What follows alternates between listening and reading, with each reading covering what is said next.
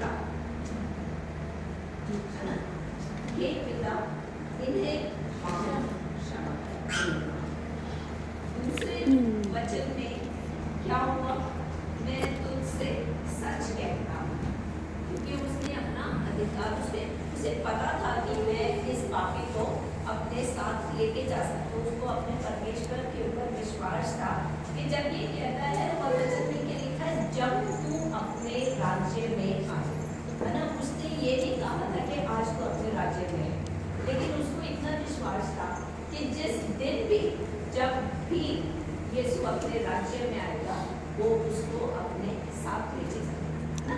तो वो एक विश्वास था, उसके उस विश्वास ने उसको इतनी सामर्थ्य दी कि यीशु ने भी बोला कि आज ही, अभी, जैसे खैर ने भी बोला कि जैसे ही हम विश्वास करते हैं, तभी हम कहते हैं चीज़ें लंबा टाइम लेती हैं, पर जो विश्वास इतना सच्चा है कि वहाँ पे उसने बोला कि इसने मेरे पे विश्वास किया, मैं इसको अपने साथ, आज ही तो मेरे साथ स्वर्ग। तीसरे वचन में हमने देखा कि उसने अपनी दुनियावी चीजें सब, और हमारी जो 10 आज्ञाएं हैं उसमें भी लिखा है तो अपने माता और पिता का, है ना, उसमें भी लिखा है। तो उसने अपनी वो दुनियावी चीजें, पहले ये पिता था, फिर उसने उन चीजों को भी देखा कि आज मेरे साथ स्वर्ग में होगा। तीसरे में उसने अपनी माता का भी वो जो रिश्ते थे, दुनियावी रिश्ते थे, उनको खत्म किया, उनसे परे हुआ, उनको उसने सौंप दिया। ठीक है, ये अगला वचन पढ़ने जाने से पहले जिसमें लिखा है, हे मेरे परमेश्वर, उसने ये नहीं बोला हे हमारे परमेश्वर, हे परमेश्वर, उसने बोला हे मेरे परमेश्वर, क्योंकि वो इतना व्यक्तिगत था।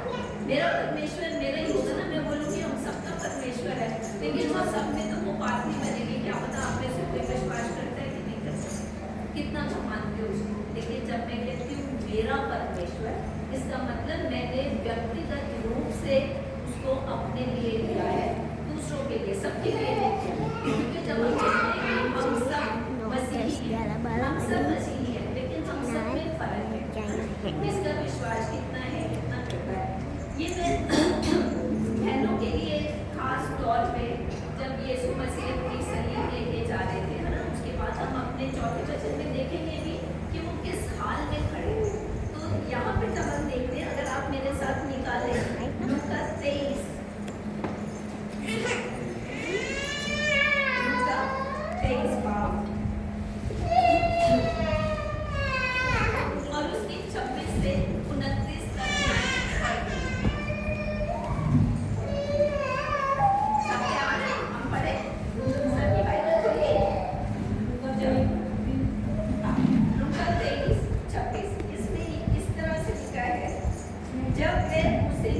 जा रहे थे, तो उन्होंने शमौन नामक एक कुरेनी को जो गांव से आ रहा था पकड़कर उस पर क्रूस लाद दिया और उसे यीशु के पीछे पीछे ले गए।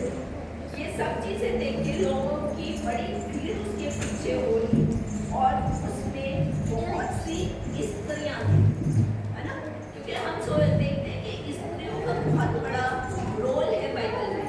इस वक्त भी स्त्रियां थी, जब प्रभु यीशु मसीह जी उठे तब भी स्त्रियां ही थी जिन्होंने सबसे पहले वहां जाकर देखा कि कब्र खाली है ना। तो स्त्रियों ने जब वो रो रही थी, उसके पीछे छाती पीटती और विलाप करती। उनको ये था कि यीशु तो मरने वाला है, मर गया, लेकिन अगला विश्वास उनमें नहीं था कि आगे क्या होगा, क्योंकि तीसरे दिन तो जी उठना था। तो उन्होंने उससे बोला, यीशु ने उनकी ओर मुड़कर कहा, हे यरूशलेम की स्त्रियों, मेरे लिए मत रो। और किसके लिए रोना है? अगला वचन पढ़ो कुछ, किसके लिए रोना है? क्या लिखा वचन में? अपने और अपने बालकों के लिए रो। अपने और अपने बालकों के लिए रो। क्यों? क्योंकि उसके बाद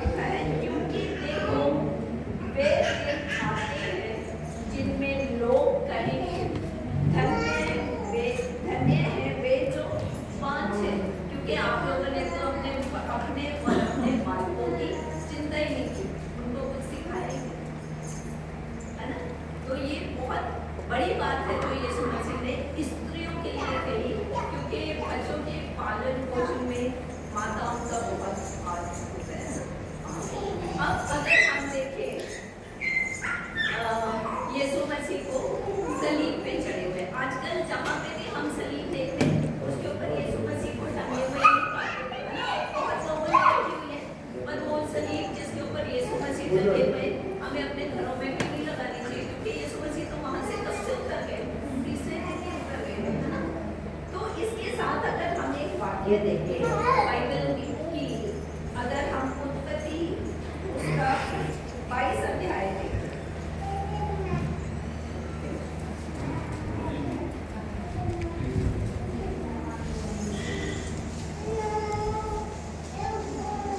क्या कुर्बानी वहां पे भी हुई थी?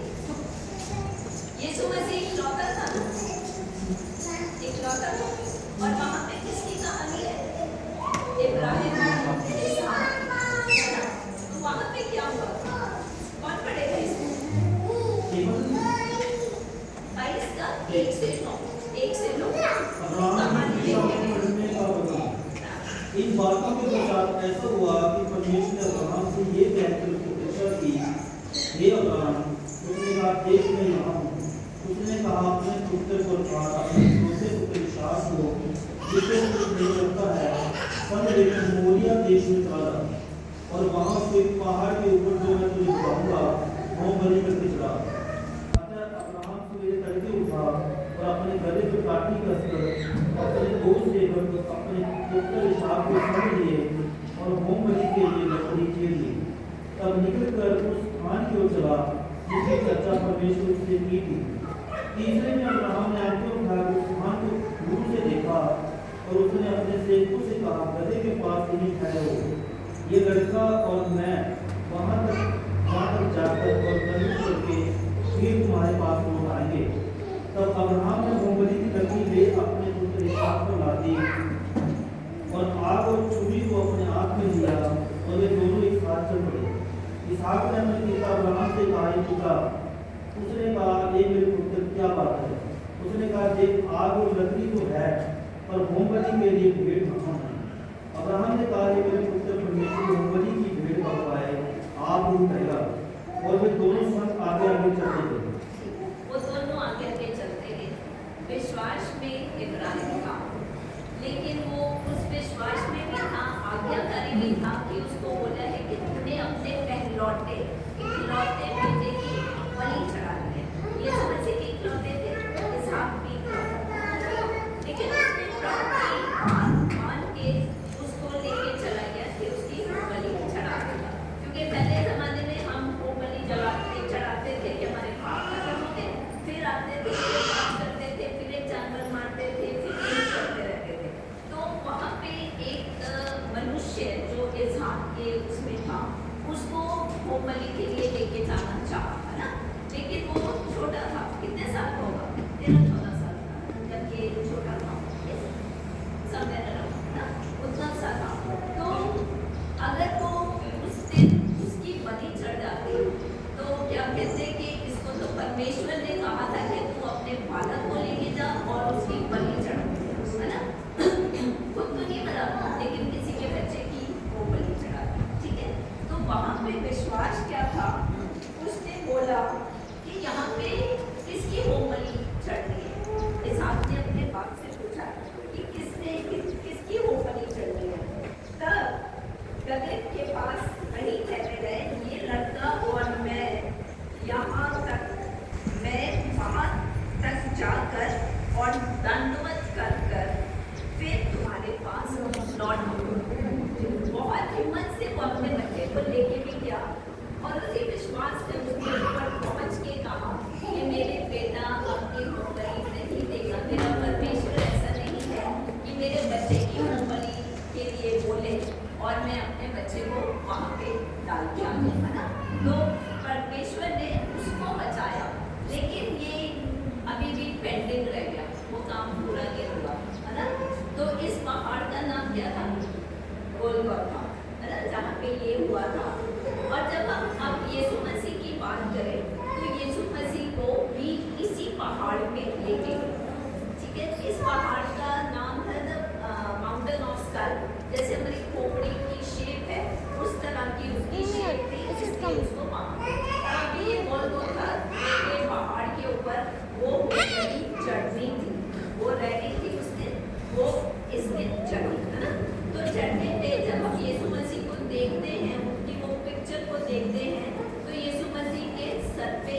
5 फुट का कांच था, है ना। और अगर आपने पहले वचन में देखा हो, उसमें पढ़ा था हमने कि उन्होंने उनके कपड़ों के भी चिट्ठियां डाली। इसका मतलब हम क्या करते हैं, हमारे घर में किसी की डेथ हो जाती है, हम सबसे पहले उसके कपड़े निकाल, चीजें निकाल, वो करते हैं। लेकिन वहां पे जो भीड़ खड़ी थी, उसने उन कपड़ों के ऊपर भी चिट्ठियां डाली। तो हम इसका मतलब देख सकते हैं कि कितने कपड़े होंगे यीशु मसीह के, जिसको लोगों ने चाहा कि हम उसको ले लें, है ना। उसकी चिट्ठियां, इसका मतलब कि यीशु मसीह के ऊपर कपड़े भी नहीं रहे, कपड़ों की तो चिट्ठियां डल गई। अब हम जब पिक्चर में देखते हैं तो हम देखते हैं कि यीशु मसीह के सर पे पन्ना बांधा हुआ, लेकिन एक्चुअली उस पर वो पन्ना भी नहीं था। रियल की बात करें तो वो भी नहीं था। इसीलिए उन्होंने अपनी माँ को देख के भी कहा होगा कि मैं अपनी माँ को, मेरी माँ अगर कोई सूरत में देख रही है तो मैं चेले को उसकी जिम्मेदारी दे दूँ कि मेरी माँ को आप ले जाओ और इसकी देखभाल करना, इसकी सेवा करना।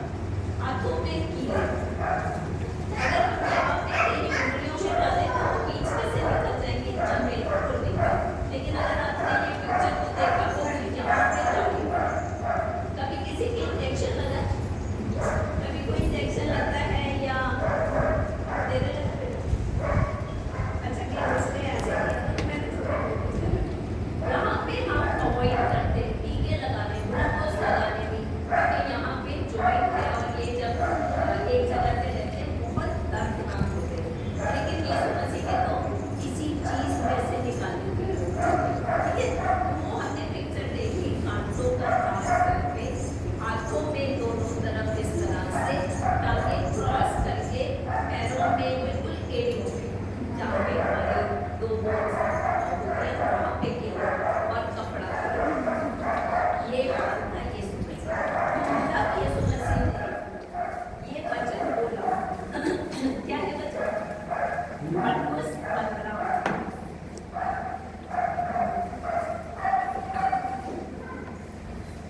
हमने ये सारी पिक्चर देखी ना, इस पिक्चर में से जब हम देखेंगे तो फिर हम देखते हैं कि वो कितनी पीड़ा, कितनी तड़प थी यीशु मसीह में, जब उसने बोला कि मैंने अपने दुनियावी रिश्ते तो तोड़ दिए। और तब परमेश्वर ने क्या बोला? मरकुस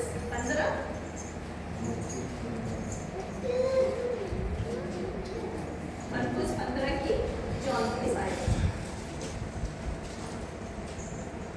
तीसरे पहर यीशु ने बड़े शब्द से पुकार कर कहा, इलोई इलोई लमा शबक्तानी, जिसका अर्थ यह है कि मेरे परमेश्वर तूने मुझे क्यों छोड़ दिया। मुझे क्यों छोड़ दिया?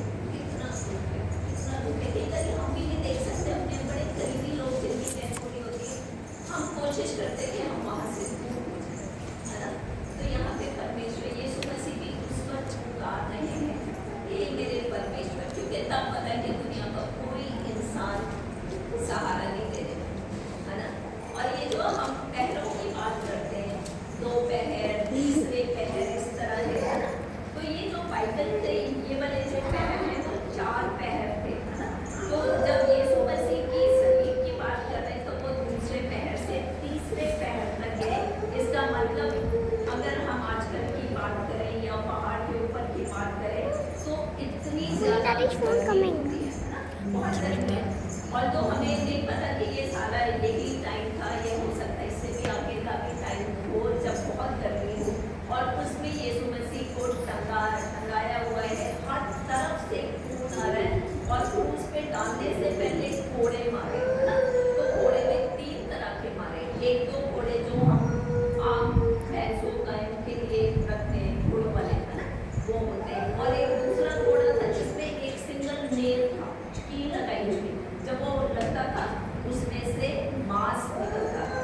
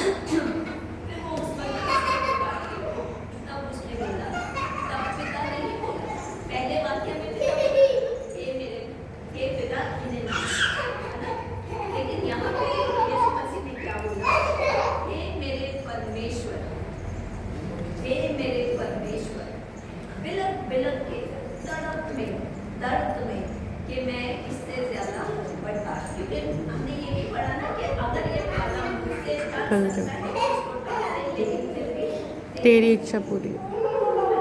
उस तरह से। तो अगर हम देखें, मैंने आपको बताया ये शुरू हुआ था कब से, इब्राहिम और इसहाक के टाइम से, है ना। लेकिन ये पूरा हुआ नए ईदनामे में, क्योंकि जब पाप शुरू हुआ था वहाँ से शुरू हुआ था, आदम से, है ना। ठीक है, वहाँ से शुरू हुआ था, बढ़ता गया। परमेश्वर ने जिस संसार को इतना सुंदर बनाया था, अपने हाथों से बनाया था, अपने बोलने से, शब्द से बोलने से बनाया था, और सिर्फ एक इंसान ऐसी चीज थी जिसको उसने अपने हाथों से बनाया था और अपना सांस उसमें फूंका, है ना, ऐसे ही था। तो वहां से लेके पाप इतना बढ़ गया, और एक बारी तो नूह की कहानी देखे हम, एक बारी खत्म भी किया, पानी के साथ सारा कुछ खत्म कर दिया, और लेकिन फिर भी जब वो वापस आए फिर उसी हाल में रहे। तो और अगर हम यीशु मसीह की पैदाइश की बात करें, क्या आसान था पैदाइश, कहाँ उसकी माँ उसको लेके घूमती रही कि वो बच जाए, कहाँ उस लोगों से वो बचा के रखा कि वो बचा रहे। तो जन्म से लेके अंत तक, आखिरी दिन सलीब तक यीशु मसीह ने कष्ट सहे, और किसके लिए, तेरे कोड़े खाने से और तेरे लहू बहाने से, है ना। किसको शिफा मिली, हमें मिल गई क्या, सब मिल गई क्या। हम आज भी उस चीज को उसी तरह से ही महसूस करते हैं कि नहीं, ये सारा कुछ तो मेरे प्रभु ने मेरे लिए किया, हमारे लिए दिया, पहले मेरे लिए और फिर बाकी के लिए, है ना। उस तरह को लेना बहुत जरूरी है। जैसे भाई ने भी व्यवस्था की भी बात की थी, तो अगर हम इसको देखें, भजन संहिता 22, भजन संहिता 22 की जो पहली आयत है, मुझे लगता है ना ये बच्चों के लिए जब पढ़े तो वो यहाँ पे भी सेम बच्चों के बीच हुआ, क्या बोले, हे मेरे परमेश्वर, हे मेरे परमेश्वर, तूने मुझे क्यों छोड़ दिया, है ना। तो ये वचन वहाँ से लेके हमारे इस यहाँ तक भी आ गया है। फिर उसके बाद अगर हम देखें इसको, यशाया 53,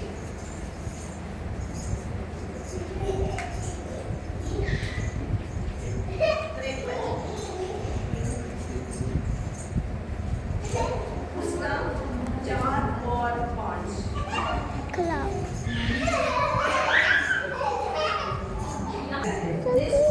जो लोगों को सह दिया और हमारे ही दुखों को उठा लिया, तो भी हमने उसे परमेश्वर का मारा कूटा और दुर्दशा में पड़ा हुआ समझा, परंतु वह हमारे ही अपराध के कारण घायल किया गया, वह हमारे अपराध के कामों के कारण कुचला गया, हमारी ही शांति के लिए उस पर ताड़ना पड़े।